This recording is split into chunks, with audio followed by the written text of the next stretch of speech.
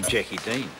Thank you, Mr Speaker. Well, the House won't be hearing the argument from me that we've reached the peak in terms of equal opportunity or race relations, nor indeed of disability issues, which is why I want to focus much of my speech tonight on the Human Rights Amendment Bill, second reading, on the specific appointment or establishment of a Commissioner with responsibility for leadership in disability rights within the Human Rights Commission. I acknowledge that the Speaker, who's just resumed her seat, was a member of the Justice and Electoral Committee in the last Parliament. I'm pretty sure of that, while I wasn't, so I haven't had the benefit of sitting through the full parliamentary process, but I do know some things, and as do we all, and that is that disabled people in New Zealand suffer in myriad ways, large and small, discrimination most days of their lives, from a very early age through to adulthood, and those casual discriminations often continue well into adulthood. And I will say, on a personal note, being very close to a person with a significant disability, that person has had to fight from childhood, from babyhood, first of all on behalf of, and I'll generalise it out to anybody, but any child, any baby born with a significant lifelong disability will have to fight for their whole life.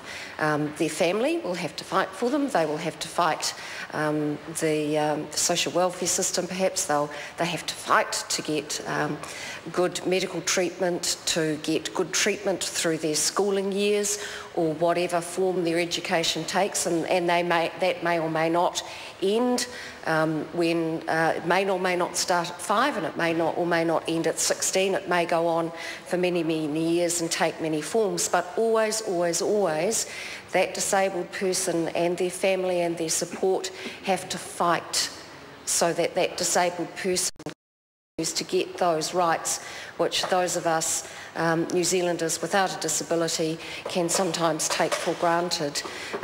Doesn't mean, and I don't want to say, that disabled people are necessarily hard done by, and God forbid, because they wouldn't want to be regarded as being hard done by, far from it. But what I think it does for people of disability in New Zealand is it makes them very, very strong of character. Lives.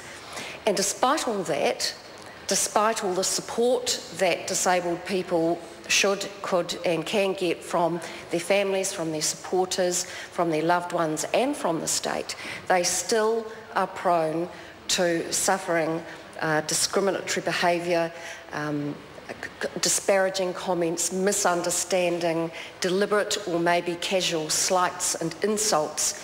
Doesn't matter where it might pop up, and they certainly won't be expecting or anticipating, but bang, there it is, and there goes their day.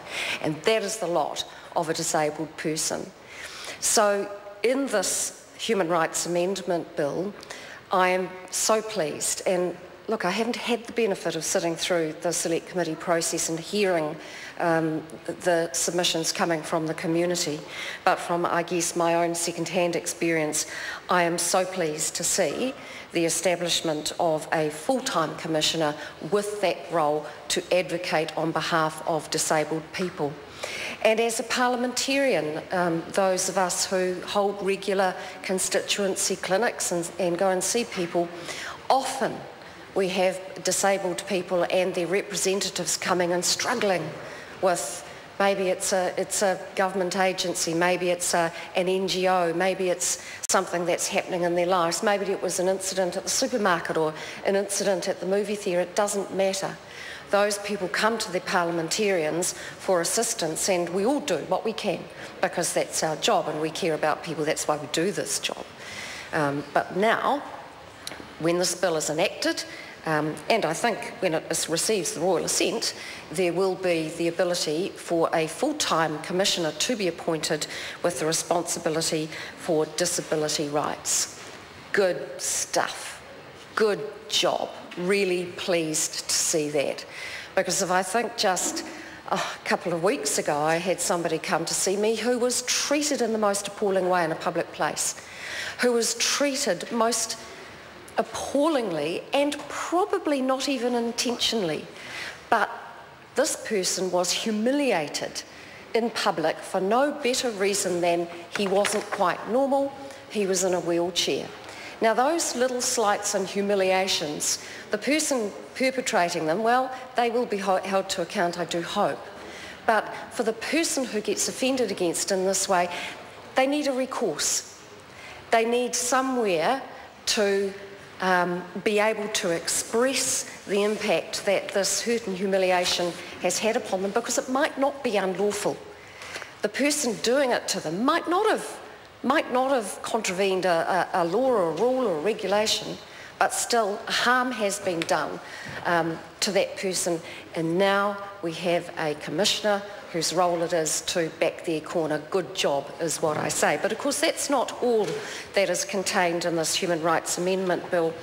There are some changes being made to the structure and form of the Commission, and that is designed to strengthen its performance. And so while the previous speaker, and I enjoyed her contribution, I think it was a thoughtful contribution, but I do have to disagree with the previous speaker in her contention that the Equal Opportunities Commissioner and the Race Relations Commissioner's roles have been somehow diminished by being, if you like, folded back into the Human Rights Commission.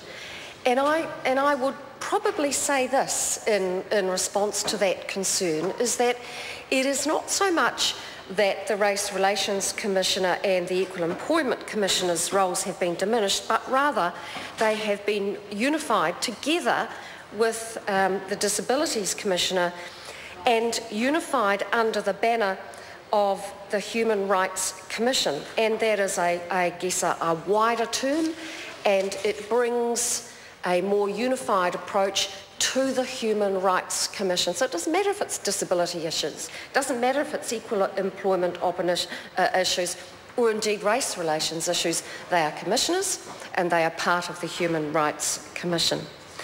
So going back just for a moment to the Disabilities Commissioner, of course, the Act didn't allow for that Commissioner position to be created, and so we have this bill before us. The Act does not currently allow for formalised leadership roles in other prioritised areas. So while it was obviously the desire of many of us to have a Disability Commissioner, the Act simply didn't allow it, and so this bill brought forward by the Minister of Justice satisfies that need. It also provides for a more focused approach on behalf of the Human Rights Commission. I have no problem with a Human Rights Commission consulting with the Minister. Isn't that what they should be doing? Isn't the dialogue one of the most useful things we have when we have an Act of Parliament, which in this case is the Human Rights Bill? When we have commissioners appointed, they're not there to take direction from the Minister, but I think dialogue going both ways can only be helpful, because the Minister doesn't have the ability to direct the commissioners, and no good commissioner will allow themselves to be directed, and they shouldn't do that. But I think consultation and a focus of the Human Rights Commission can only be a good thing. Finally, Mr. Speaker, I just want to note that this amendment satisfies our requirements under the United Nations Convention on the Rights of Persons with Disabilities. So New Zealand is responding to its responsibilities under the UN Convention, and so we bring this bill to the House. I endorse it. I think it is a good step forward in recognising the rights of people with disabilities. It brings a focus to the Human Rights Commission, and I commend the bill to the House.